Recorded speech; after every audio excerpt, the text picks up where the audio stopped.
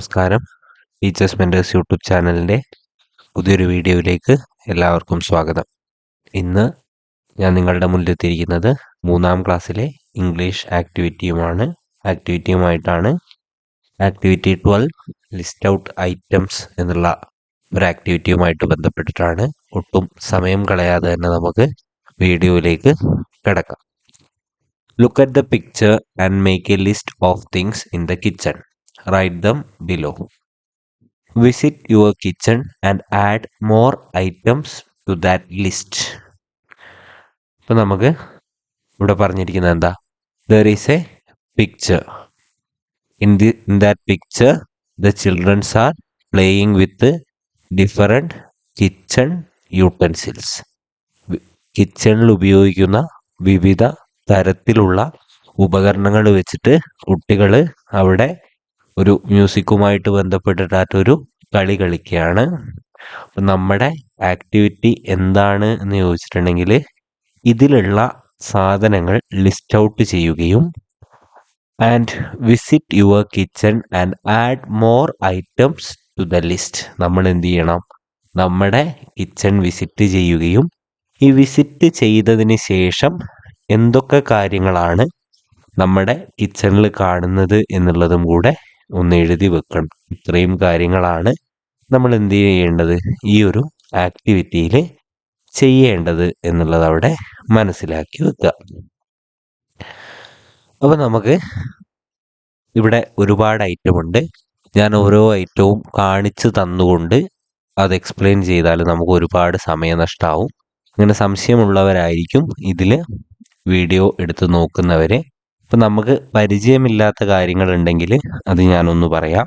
ബാക്കിയെല്ലാം ഇതിലുള്ള കാര്യങ്ങൾ ഒന്ന് പെട്ടെന്ന് ഈ ഒരു ആക്ടിവിറ്റിയിലേക്ക് പറഞ്ഞ് പോവാണ് ചെയ്യുക.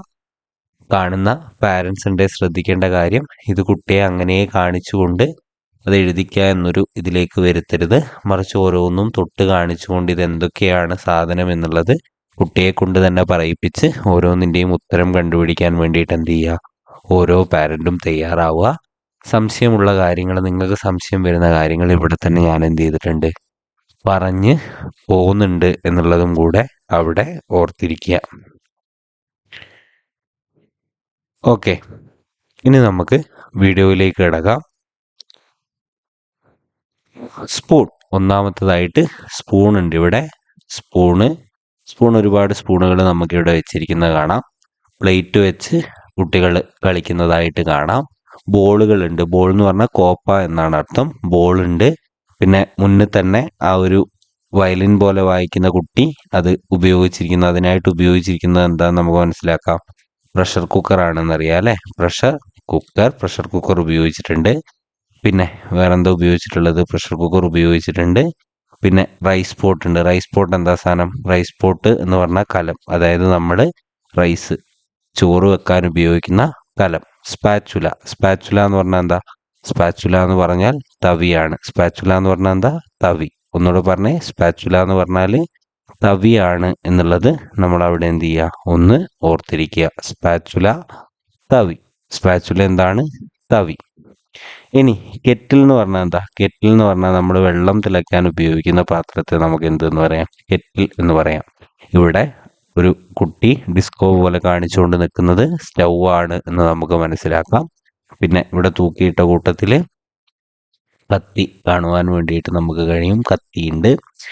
പിന്നെ കോക്കനട്ട് സ്ക്രാപ്പർ എന്ന് പറഞ്ഞാൽ എന്താണ്?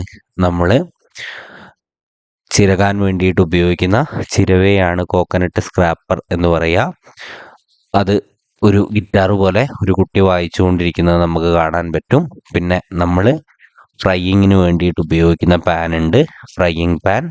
റോളിങ്ങിന് വേണ്ടിയിട്ട് റോളിംഗ് പാൻ എന്ന് പറഞ്ഞു കഴിഞ്ഞാൽ നമ്മൾ ഈ ചപ്പാത്തിയൊക്കെ ചുടുമ്പോൾ അത് റോൾ ചെയ്യാൻ വേണ്ടിയിട്ട്, ചപ്പാത്തി അങ്ങനെ പരത്താൻ വേണ്ടിയിട്ട് ഉപയോഗിക്കുന്ന ആ സാധനത്തിനെയാണ് നമ്മൾ എന്തെന്ന് പറയാം? റോളിംഗ് പാൻ എന്ന് പറയാം. അപ്പോൾ റോളിംഗ് പാൻ അവിടെ ഉണ്ട്. പിന്നെ സ്ട്രെയിനർ ഉണ്ട്. സ്ട്രെയിനർ എന്ന് പറഞ്ഞാൽ എന്താ? അരിപ്പ. അത് മറന്നു പോകാതിരിക്കുക. സ്ട്രെയിനർ എന്ന് പറഞ്ഞാൽ അരിപ്പ ഇതിലുണ്ട്. ബക്കറ്റ് ഉണ്ട്. ബക്കറ്റിൽ കുട്ടി തവലയൊക്കെ അടിക്കുമ്പോൾ അടിക്കുന്നതായിട്ട് കാണാൻ പറ്റും. പിന്നെ മുന്നിൽ നിൽക്കുന്ന കുട്ടി തന്നെ മോപ്പ് ഉപയോഗിക്കുന്നത് നമുക്ക് കാണാൻ പറ്റും. പിന്നെ പുട്ടുണ്ടാക്കുന്ന ഒരു കലവും നമുക്ക് അവിടെ എന്ത് ചെയ്യാൻ പറ്റും, കാണുവാൻ വേണ്ടിയിട്ട് പറ്റുന്നുണ്ട്. അപ്പോൾ ഇത്രയുമാണ് ഇതിൽ നമ്മൾ പ്രധാനമായിട്ട് നോക്കിയാൽ കാണുവാൻ കഴിയുന്ന കാര്യങ്ങൾ എന്നുള്ളത് മനസ്സിലാക്കുക. ഇനി നമ്മളെ സാധാരണയായിട്ട് നമ്മുടെ വീടുകളിൽ കാണുന്ന അതർ ഐറ്റംസ് എന്തൊക്കെയാണ്? ഗ്രൈൻഡർ ഉണ്ടാവാം, വെജിറ്റബിൾ കട്ടർ ഉണ്ടാവാം, പീലർ എന്ന് പറഞ്ഞാൽ തൊലി പൊളിക്കുന്ന സാധനമാണ്. പീലറുകൾ ഉണ്ടാവാം, ഓവൻ ഉണ്ടാവാം, മിക്സി ഉണ്ടാവാം. ഇത്രയും കാര്യങ്ങൾ അതർ ഐറ്റമായിട്ട് കൂടെ നമുക്ക് എന്ത് ചെയ്യാം, ഉൾപ്പെടുത്താം. അതർ ഐറ്റംസ് നമ്മൾ എഴുതുമ്പോൾ നമ്മൾ എന്ത് ചെയ്യണം, കുട്ടിയെ കൊണ്ട് അടുക്കളയിൽ പോവുക, ഈ സാധനം നമ്മൾ പറഞ്ഞിരുന്ന ലിസ്റ്റിലുണ്ടോ നോക്കുക.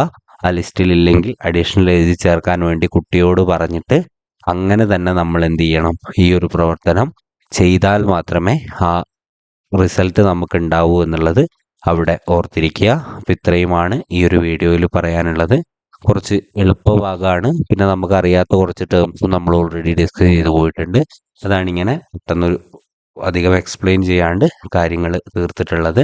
അപ്പോൾ ഈ ഒരു വീഡിയോ നിങ്ങൾക്ക് ഇഷ്ടമായിട്ടുണ്ടെങ്കിൽ വീഡിയോ ലൈക്ക് ചെയ്യുക, ചാനൽ സബ്സ്ക്രൈബ് ചെയ്യുന്ന കാര്യം പരിഗണിക്കുക. അടുത്ത ഒരു വീഡിയോയുമായിട്ട് വരുന്നത് വരെ thank you and have A nice day.